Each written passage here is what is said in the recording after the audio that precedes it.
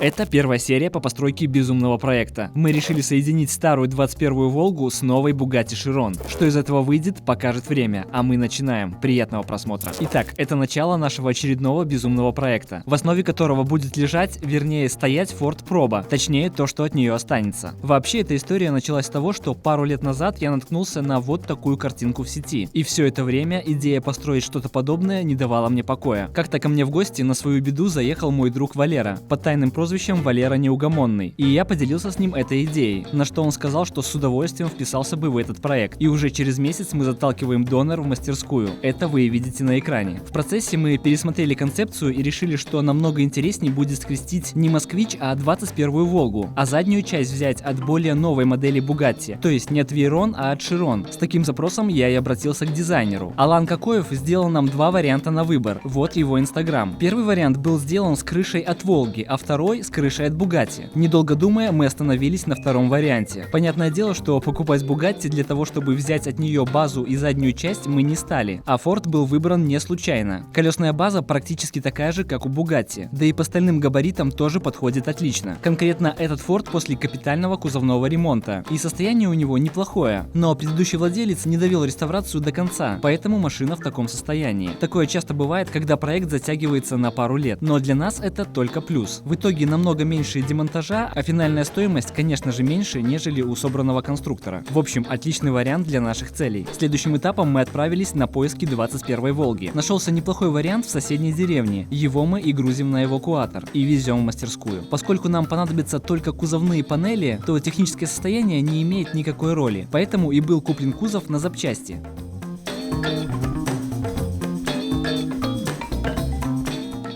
Первым делом скидываем капот. Сперва с Волги, а потом с Форда. Поскольку нету четкой инструкции, как же скрестить Волгу с Бугатти, да еще на базе Форда, то на данном этапе все делается предварительно и на прихватке, так как все равно придется все переделывать по пару раз. Давай по новой, Миша, все хуйня.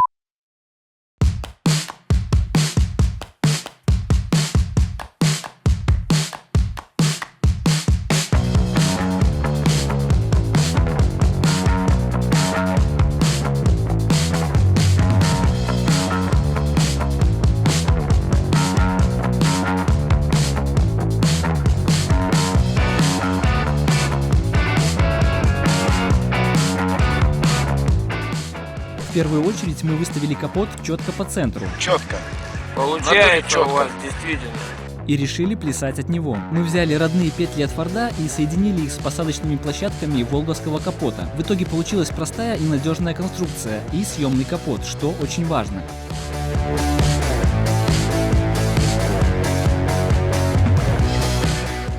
Работа в мастерской шла своим чередом, но мы решили немного передохнуть, потому что мой альянс зовет меня сражаться вместе. Просто я играю в Rise of Kingdoms, и вовремя принять приглашение к битве обязательно для опытного бойца. Rise of Kingdoms — стратегия в реальном времени для мобильных. Как вы поняли, часть с альянсами моя любимая. Их значение в игре не только социальное, но и стратегическое, если говорить о борьбе против могущественных врагов. Кстати, способов сражаться с ними множество. Главное — находить слабые места врага и побеждать. Например, большинство сражений в игре смешанные. Если противник посылает на помощь большое количество кавалерии, то мы можем заранее подготовить сильные пехотные части к бою. Эта игра имеет совершенно отличную от других игр функцию — бесшовную карту, что означает, что мы можем четко видеть маршрут врага во время боя, и что мы даже можем комбинировать их маршрут для создания окружения или вести партизанскую войну. Кстати, в игре сейчас очень крутое обновление — цивилизация викингов с двумя известными историческими командирами — Рагнаром Лодброком и Бьорном Айронсайдом. Эти два парня считают, что нынешние битвы цивилизаций — это детский лепет, и они покажут, как надо воевать на самом деле. В общем, теперь в игре целых 12 цивилизаций, из которых можно выбирать. У каждой из них своя архитектура, командиры, юниты и навыки, которые можно применить. Вот у недавно появившихся в Rise of Kingdoms викингах сильная пехота и мощное наступление. Выбирая, за кого сражаться, вы можете наблюдать межцивилизационные битвы, невозможные в реальном времени. А разнообразие альянсов, культур, командиров, уровней точно дадут вам получить удовольствие от игры. Ссылка в описании, скачивай и воюй в свое удовольствие. А от нас будет бонус. Используй мой код 2021 Викинг, чтобы выиграть массу призов. Есть даже шанс получить PS5, Switch и множество подарочных карт. Викинги вернулись. Готовьтесь к бою. А мы продолжаем. Когда капот стоит на своем месте, скидываем с Волги оставшиеся элементы передка.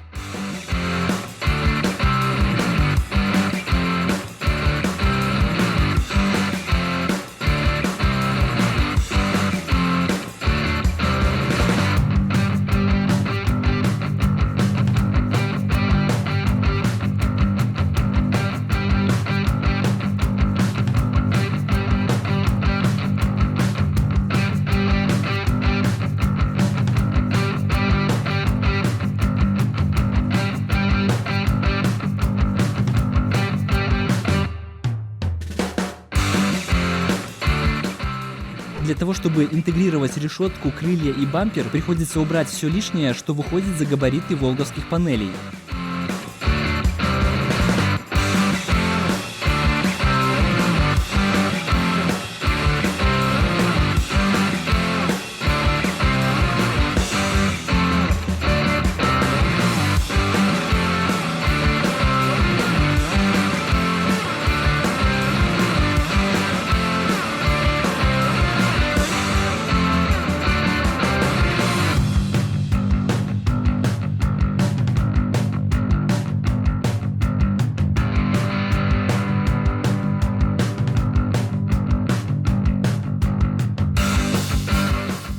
И спустя час подрезки и подгонки накидываем крыло. В целом все сложилось. И можно сказать, что тут мы отделались малой кровью. Теперь осталось сделать площадки, на которые будут ложиться крылья. Для этого был взят квадратный профиль, а дальше все понятно без лишних слов.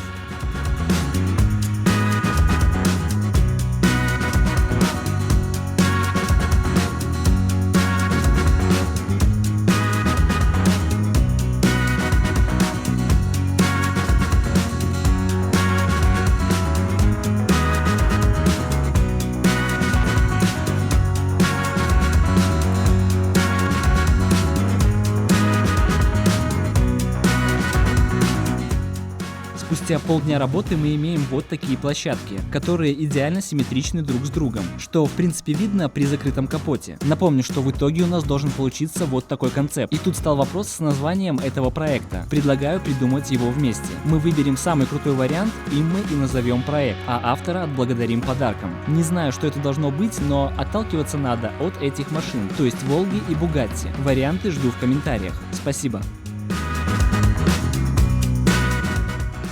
Следующим этапом нам надо залатать то, что мы разлатали. Немного листового металла, пару часов сварки, и в целом все выглядит более-менее аккуратно, почти как завод.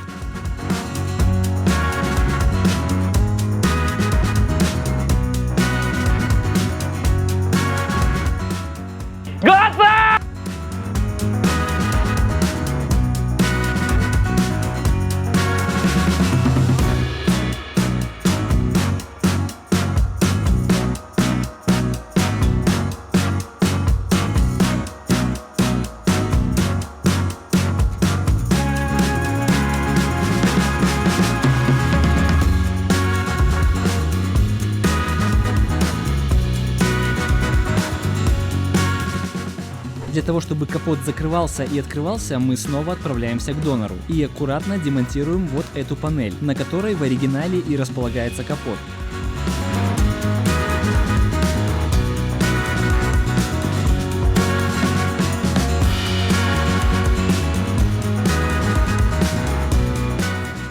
Понятное дело, что фордовский замок нам уже не пригодится, поэтому снимаем его и отправляем на дальнюю полку, после чего много-много часов подгонки, а для вас это всего несколько минут.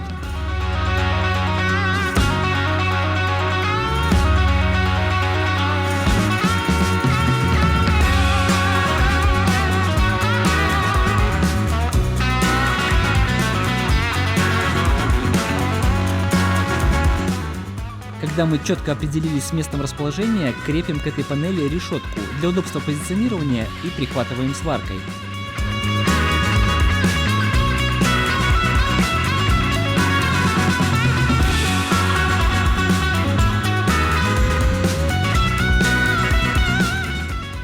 Для того, чтобы закрыть все зазоры между панелью Форда и Волги, делаем с десяток картонных шаблонов, которые в дальнейшем переносим на металл, а металл в свою очередь переносим на кузов.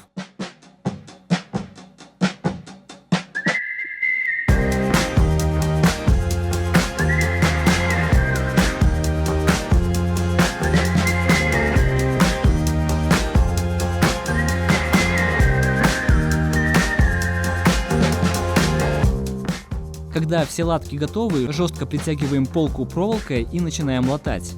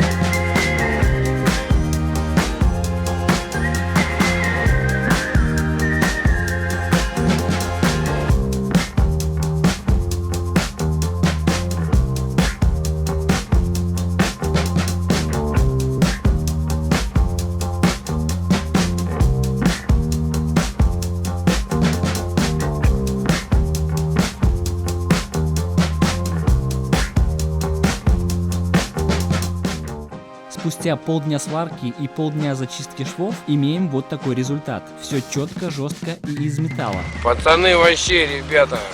Останется только минимально пошпатлевать и загрунтовать. Бампер Волги по заводу ложится вот на эту странную панель. Ее мы и монтируем к кузову Форда.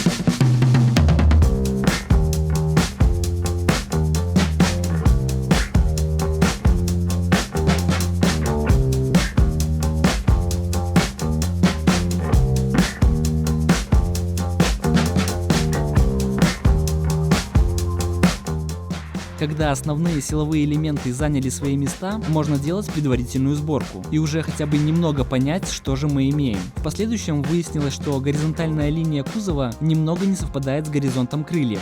Не состыковочка, по-моему. Поэтому в ближайшее время мы их немного переделаем, а также займемся переносом колеса, так как на данный момент оно никак не вписывается в эту арку.